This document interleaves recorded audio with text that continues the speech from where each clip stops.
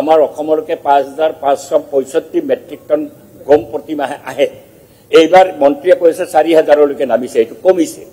তাৰ পিছত এতিয়া আমি এই গমটো কোনো সুলভ মূল্যৰ দোকানত ৰেচন কাৰ্ডত নোপোৱাৰ কাৰণে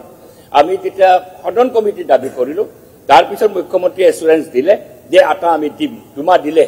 দুমাহ দিয়াৰ পিছত আটা এতিয়া বন্ধ হৈ গৈছে বৰপেটা ডিষ্ট্ৰিক্টত বন্ধ হৈ গৈছে আগতে গোৱালপাৰাত বন্ধ হৈছে ডিসি বিলাকে কোনো গমৰ এলটমেন্ট দিয়া নাই চাকি মিল বিলাকে এতিয়া যেহেতু সমবায়ৰ মাজেৰে আটাটো দিব লগা হলে তেওঁলোকৰ লোকসান হয় এটা নেক্সাস চলি আছিল 5565 মেট্ৰিক টন গম খাই আছিল এতিয়া তেওঁলোকে চাকি মিল বিলাক বন্ধ কৰি দিছে নকৰাৰ ফলত আজি কিমানখন জিলাত গম যোৱা নাই কোন ডিসিয়ে গমৰ ৰিকৰ্ডমেন্ট দিয়া নাই আৰু কিয় দিয়া নাই মানুহেতো গম বিচাৰে এই প্ৰশ্নটো মই উত্তৰ দিব বিচাৰিছো কিয় আজি গ্ৰাহকক বঞ্চিত কৰা হৈছে সুলভ মূল্যৰ দোকানত কিয় গম নাযায়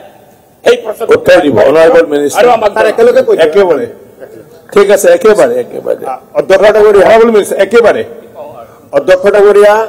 নতুন ৰেচন কাৰ্ডৰ কথা মাননীয় মন্ত্ৰী ডাঙৰীয়াই কৈছে যি সময়ত ৰাজ্য চৰকাৰে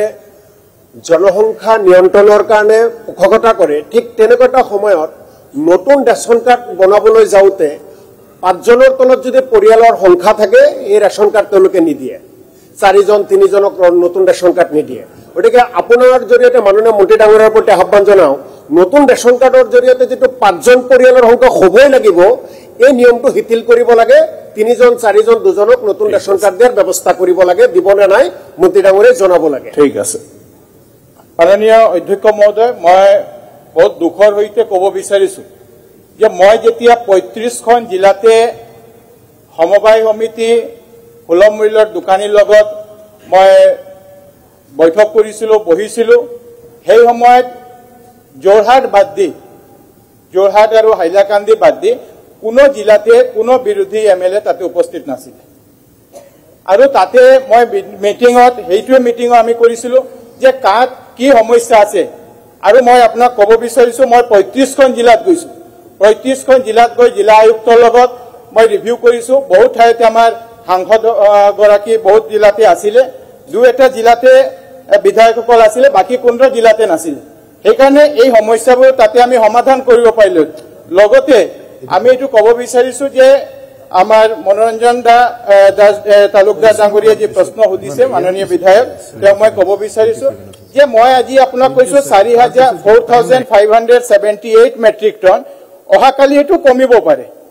আগত মন্ত্ৰী কৈছিলে 5500 তাৰ আগত আৰু বেছি আছিল আমাৰ কেপিংটো যিমান হয় আমাৰ চাউল যদি আমাৰ বাঢ়ি যায় আটাটো আমাৰ কমি আহিব এই 5 কালি কিয় কমিব মই এটো আপোনাক ক'ব বিচাৰিছো যেতিয়া 5,04,000 নতুন হিতাধিকাৰী আমি এড কৰিম তেতিয়া আমাৰ চাউলটো বাঢ়িব তেতিয়া আমাৰ আটাটো কমি যাব এইটো আমাৰ এইটো ভিতৰতে টাইট ওভাৰ হুইট ইটো please tight over wheat Please not debate. Take the answer দিছে আপনি ভুল answer কিয় দিব আরে আটা খাওয়ালে চাউল খালে আটা কমি যাব তেতে কইছে চাউল বাড়িলে আটা কমে প্লিজ আরে আমাক দিয়া হইছে 1,41,000 metric ton 1,41 lakh metric ton আমাৰ এলটমেন্ট অসমৰ কাৰণে আছে এটোতে চাউল আৰু আটা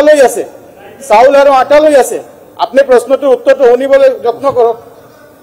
টাইম নাই স্যাৰ আগৰ সৰকাৰৰ সময় মই এটো আপোনাক ক'ব বিচাৰিছো থ্যাংক ইউ আমাৰ সৰকাৰৰ মাননীয় মুখ্যমন্ত্ৰী ডক্টৰ হিমন্ত বিশ্ব শৰ্মা হৈছে এতিয়া 60 lakh fake ration card cancel কৰিছে 60 lakh fake ration card cancel কৰিছে থ্যাংক ইউ কোৱেশ্চন নম্বৰ 27